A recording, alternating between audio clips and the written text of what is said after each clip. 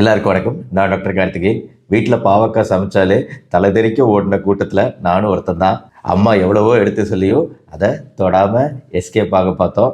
ஆனால் இன்றைக்கி நம்ம டாக்டர் ஆகிட்டு எல்லாருக்குமே இதே விஷயத்த ரெக்கமெண்டேஷனாக சொல்லிக்கிட்டு இருக்கோம். அப்படிங்கும்போது நானும் சாப்பிட்டு பார்க்க வேண்டியிருக்குது. ஸோ இன்றைக்கான ரெசிபி பாவக்காய் தொக்கு. கசப்பு இல்லாமல் எப்படி இந்த பாகற்காய் தொக்கு செய்யலாம் அப்படிங்கிறத நம்ம பின்னாடி பார்க்கலாம்.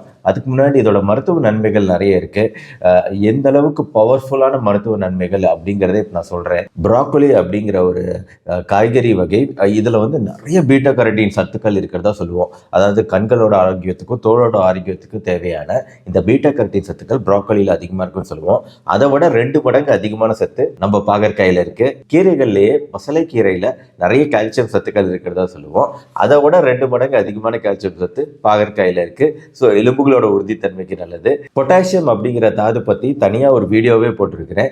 இந்த பொட்டாசியம் வாழைப்பழத்தில் மிக அதிகமாக இருக்கும் அப்படிங்கிறத நான் சொல்லியிருக்கிறேன். ஆனால் வாழைப்பழத்தை விட 2 மடங்கு அதிகமான பொட்டாசியம் சத்து பாகற்காயில இருக்கு. ஏன் பொட்டாசியம் குறித்து தனியான வீடியோ போட்டேன்னா, இதய நோய்களுக்கு எந்த அளவுக்கு பொட்டாசியம் முக்கியம் அப்படிங்கிறதுக்காக அந்த வீடியோ போட்டேன். ஸோ இதய நோய் உள்ளவங்களுக்கு ரொம்ப ரொம்ப நல்லது பாகற்காய். 4வது சர்க்கரை நோய். சர்க்கரை நோய்க்கு இந்த பாகற்காயில் இருக்கக்கூடிய சரான்டின் அப்படிங்கிற ஒரு விஷயமும், அப்புறம் பாலிபெப்டைடு பி அப்படிங்கிற விஷயம், அதை நேற்றே சொன்னேன். இந்த 2 விஷயங்களும் சர்க்கரை நோயாளிகளுக்கு இன்சுலின் மாதிரி செயல்படக்கூடிய ஒரு விஷயம். அதனால ஒருவேளை இன்சுலின் எடுக்கிறாங்க சர்க்கரை நோயாளிகள் அப்படின்னா அவங்க பாகற்காய் கண்டிப்பாக அதிகமாக சாப்பிடக்கூடாது அப்படின்னு சொல்கிற அளவுக்கு இது ரத்த சர்க்கரை அளவை குறைக்கக்கூடிய ஒரு காய். நம்ம சர்க்கரை நோய் கண்ட்ரோலில் இல்லைங்கிறத இந்த HbA1c அப்படின்னு 3 மாத மார்க்கர்லாம் இருக்குது. இதை பற்றி நான் வீடியோ சொல்லிவிட்ருக்கேன். இந்த HbA1c அளவுகள் குறைக்கக்கூடியது, ஃப்ரக்டோசமைன் அளவுகளை குறைக்கக்கூடியது பாகற்காய். 5வது இதோட கலோரி வேல்யூ மிக மிக குறைவுங்க. ஒரு 100 கிராம் பாவக்காய் சாப்பிட்டோம்னா வெறும் 20 கலோரி தான். 10 மாத்திரை சாப்பிட்டதுக்கு ஈக்குவலண்டான ஒரு பெனிஃபிட் கிடைக்குது கொஞ்சமாக நம்ம பாகற்காய் சாப்பிடும்போது. மாவுச்சத்து 4 கிராம், நார்ச்சத்து 2 கிராம். ஒரு நாளைக்கு தேவையான எல்லா வைட்டமின்ஸையும் ஒரு பாவக்காயிலே நம்மளுக்கு கிடைச்சிடுது. 93% வைட்டமின் ஏ கிடைச்சிடுது. ஃபோலேட்டு, பொட்டாசியம், ஜிங்கு, அயன் சத்துக்கள் கிடைச்சிடுது. இரும்பு சத்து. 6வது பாகற்காய்க்கு புற்றுநோய்களை தடுக்கக்கூடிய ஒரு ப்ராப்பர்ட்டி உண்டுங்க. புற்றுநோய்க்கு எதிராக போராடக்கூடிய ஒரு ப்ராப்பர்ட்டி உண்டுங்கிறதுனால நம்ம தாராளமாக வாரத்தில் 2 அல்லது 3 முறை பாகற்காய் சேர்த்துக்கலாம். கலோரி வேல்யூகள் இவ்வளோ குறைவாக இருக்கிறதுனால எடை குறைப்பு முயற்சி பண்ணுறவங்க கண்டிப்பாக பாகற்காயை ஒரு காயாக ரெகுலராக அவங்க உணவில் சேர்த்துக்கிறது நல்லது. இது வரைக்கும் 6 நன்மைகள் சொல்லிட்டேன். பட் இது இல்லாமல் நிறைய நன்மைகள் இது நம்ம ஆராய்ச்சி பூர்வமாக ஸ்டடி பண்ணி பார்த்ததுனால கிடைத்த நன்மைகளை மட்டும்தான் நான் பேச முடியும். நான் பேச முடியாத நன்மைகள்னு ஒரு பெரிய லிஸ்டே இருக்குது. ஏன்னா அதுக்கெலாம் ஃபுல்லாக ரிசர்ச் எவிடன்ஸ் இல்லாமல் நம்ம பாவக்காயை அரைச்சி அதை இதோட கலந்து அதோட கலந்து சாப்பிடுங்கன்னு என்னால் ரெக்கமெண்ட் பண்ண முடியாது. நான் நார்மலாக ஒரு உணவாக சாப்பிட்டுக்கலாம். அப்படி உணவாக சாப்பிடும்போது என்னென்ன பெனிஃபிட் கிடைக்குதுங்கிறது தான் நான் பேச முடியும். ஆனால் என்னோட சேனல் பொறுத்த வரைக்கும் அந்த உணவுக்கு சேஃப்டி ரொம்ப முக்கியம். இது வரைக்கும் நம்ம பாகற்காய் சாப்பிடலை அப்படின்னா ஃபர்ஸ்ட் வாட்டி சாப்பிடும்போது அலர்ஜி ஏதாவது ஏற்படுதா அப்படிங்கிறத பார்த்துக்கோங்க. அப்புறம் பாகற்காய் எவ்வளோ சாப்பிடணும் அப்படிங்கிறது குறைவாக தான் சாப்பிடணும். எல்லா காய்கறிகளுமே 100 கிராம் எடுத்துக்கிறோம் அப்படின்னா இதை அதோட குறைவாக ஒரு 50 கிராம் அளவுக்கு எடுத்தால் கூட போதும். ஏன்னா அதிகமாக டெய்லி ரொம்ப அதிகமாக பாகற்காய் சாப்பிடக்கூடாது. ஏன்னா இது ஒரு மாதிரி இன்டைஜஷனும் வயிறு செரிமான கோளாறுகளையும் ஏற்படுத்த வாய்ப்பு இருக்குது. வயிறு எரிச்சல் உண்டாக வாய்ப்பு இருக்குது. நான் இப்போ செஞ்சு காமிக்கக்கூடிய தொக்குல இந்த ப்ராப்ளம் கம்மியாக தான் இருக்கும். ஆனால் ஒரு ஜூஸாக நிறைய பேர் பாகற்காய் ஜூஸாக செஞ்சு குடிக்கும்போது அதிகமான அளவு பாகற்காய் நம்ம உடம்புக்குள்ளே போயிடுது. ஸோ அதிகமான அளவு பாகற்காய் சாறு நம்ம உடம்புக்குள்ளே போகிறது அப்படிங்கிறது தான் இந்த மாதிரி இன்டைஜஷன், வயிறு செரிமான கோளாறுகளையும் வயிறு எரிச்சலையும் ஏற்படுத்தக்கூடிய ஒரு சான்சஸ் இருக்குது. அதனால் வாரத்தில் 3 முறை ஒரு காய்கறியாக பொரியலாக வேறு வகையில் செஞ்சு சாப்பிட்றது பெட்டரு. அதே சமயம் ஜூஸாக சாப்பிட்றோம் அப்படின்னா ஒரு டம்ளரில் 1/4 டம்ளர் அளவுக்கு இந்த கஷாயம் சொல்லுவோம்ல, அதாவது கஷாயம் மாதிரி தான் நம்ம சாப்பிடணுமே தவிர இதை ஒரு ஜூஸ் மாதிரி ஃபுல் டம்ளர்லாம் டெய்லி சாப்பிட்றதுங்கிறது நாட் அட் ஆல் ரெக்கமெண்டட். 2வது விஷயம், கர்ப்ப காலத்திலையும் பாலூட்டும் தாய்மார்களும் இதை லிமிட்டடாக எடுத்துக்கிறது பெட்டர். கர்ப்ப காலத்தில் முடிஞ்ச அளவு அவாய்டே பண்ணலாம். என்னதான் இவ்வளோ பெரிய சத்துக்கள் இருந்தாலும் ஒரு சில ரிசர்ச் ஸ்டடீஸில் ஈவன் கர்ப்பத்தில் இருக்கக்கூடிய குழந்தைகள், டெவலப் ஆகக்கூடிய குழந்தைகளுக்கு எந்த சைடு எஃபெக்டும் வரக்கூடாது அப்படிங்கிறதுனால நான் இந்த விஷயத்த சொல்கிறேன், புரிஞ்சுக்கோங்க. அட்லீஸ்ட் முதல் 5-6 மாதத்தில் நம்ம கர்ப்ப காலத்தில் சாப்பிடாம ஒரு வேளை சாப்பிடணும்னு நினச்சிங்கன்னா 7வது 8வது மாதத்துலலாம் சாப்பிடும்போது ஒரு பெரிய பிரச்சனை பிரச்சனைகள் ஏற்பட்டுறாது. இருந்தாலுமே அவாய்ட் பண்ணிக்கோங்க. அதே மாதிரி பாலூட்டும் தாய்மார்களும் வந்து கொஞ்ச காலத்துக்கு முதல் 2 அல்லது 3 மாதங்களுக்கு பாகற்காயை அவாய்ட் பண்ணிக்கிறது பெட்டரு. ரிசர்ச் எவிடன்ஸ் வர வரைக்கும், இப்போ நான் அவாய்ட் பண்ணிக்கிறது பெட்டருங்கிறதுனால என்றைக்குமே சாப்பிடக்கூடாதுன்னு கிடையாது. இன்னும் ஆராய்ச்சியில் எவிடன்ஸ் வரல. எவிடன்ஸ் வந்துச்சு அப்படின்னா நம்ம இதே நானே வந்து திருப்பி சொல்லுவேன், நீங்கள் சாப்பிடுங்க இது நல்லது அப்படின்னு நானே கண்டிப்பாக திருப்பி சொல்ல தான் போகிறேன். அப்படி எவிடன்ஸ் வந்துச்சுன்னா. 3வது, ரத்த சர்க்கரை அளவுகள் மிக அதிகமாக குறையக்கூடிய விஷயம் உங்களுக்கு நடக்குது. அடிக்கடி மயக்கம் வருது, ரொம்ப அதிகமாக திடீர்னு குறையுது அப்படின்னா உங்களோட மாத்திரையோட டோசேஜோ, இன்சுலின் சாப்பிட்றீங்கன்னா அதோட டோசேஜோ ஏதோ சம்திங், இல்லை உங்களோட ஸ்ட்ரெஸ் அளவுகளோ, அதனால வந்து இந்த சர்க்கரை அளவுகள் குறையலாம். அப்போ கூடவே அதிகமாக பாகற்காயும் சேர்த்திங்கன்னா அந்த பாகற்காய் எதுவும் சேரும்போது இன்னும் அதிகமாக ரத்த சர்க்கரை அளவு குறையக்கூடிய ப்ராப்பர்ட்டி இருக்கிறதுனால அதிகமாக வந்து தலை சுத்தல், மயக்கம், ஹைப்போகிளைசிமிக் அட்டாக், குறைந்த சர்க்கரை அளவு போகிறதுக்கான வாய்ப்புகள் அதிகமாக இருக்கிறதுனால சர்க்கரை நோயாளிகள் ரொம்ப ஜாக்கிரதையாக அவங்க சுகர் கண்ட்ரோலில் இருக்கும்போது சாப்பிட்றது முக்கியங்கிறத ஞாபகம் வச்சுக்கோங்க.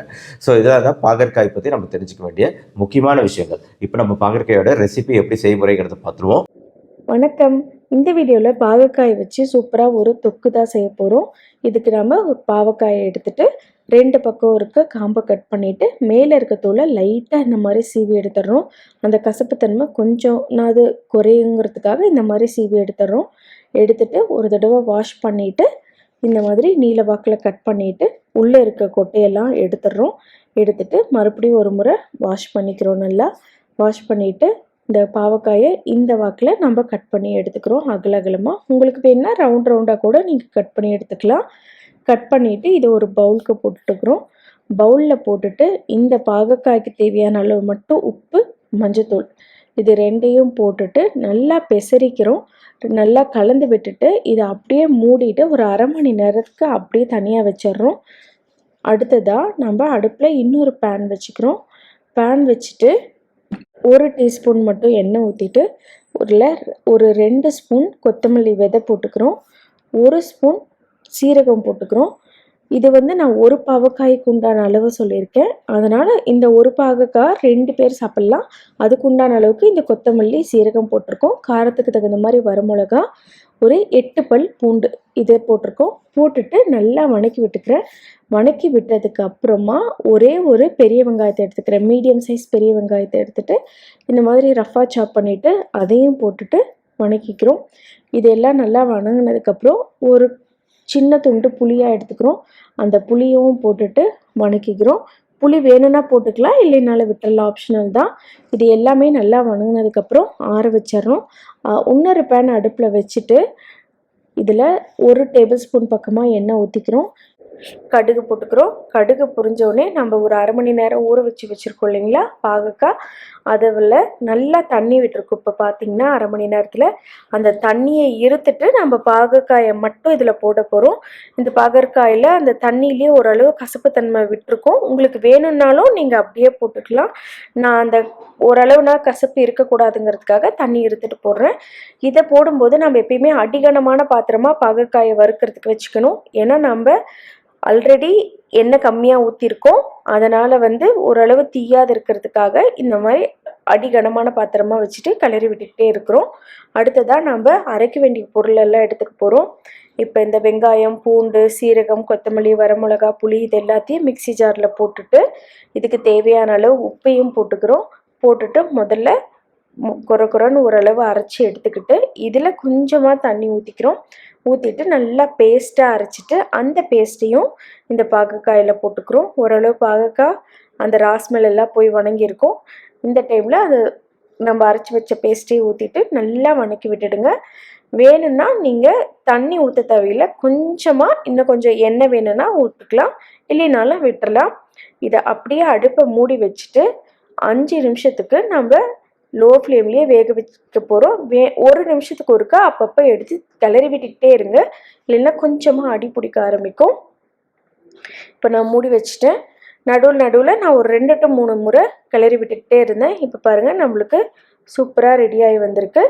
இப்போ பாவக்காய் நம்ம வெந்துருச்சான்னு பார்த்துட்டு வேகலைன்னா இன்னும் ஒரு 5 நிமிஷம் வேக வைப்போம். எனக்கு டோட்டலாக ஒரு 7 நிமிஷம் ஆச்சு இது ஃபுல்லாக வேகிறதுக்கு. இப்போ பாருங்கள் நான் பார்க்குறேன், ஒரு 7 நிமிஷத்துக்கு அப்புறம் பாவக்காய் நல்லா வெந்திருக்கு. இந்த டைமில் நம்ம கொத்தமல்லி தழை தூவி சர்வ் பண்ண வேண்டியதான். இது ஒயிட் ரைஸ் கூட சாப்பிட்றதுக்கு ரொம்ப டேஸ்ட்டாக இருக்கும். நம்ம ரெகுலராக பாவக்காய் பொரியலே சாப்பிட்றதுக்கு இந்த மாதிரி ஒரு தடவை ட்ரை பண்ணி பாருங்கள். நன்றி, வணக்கம். ரெசிபி ரொம்ப இன்ட்ரெஸ்டிங்காக இருந்துச்சு. கசப்பு சுவை ரொம்ப ரொம்ப குறைவாக தான் இருக்கும். தைரியமாக குழந்தைகளுக்கும் வேறு ஏதாவது காயின்னு சொல்லி சாப்பிட வைங்க.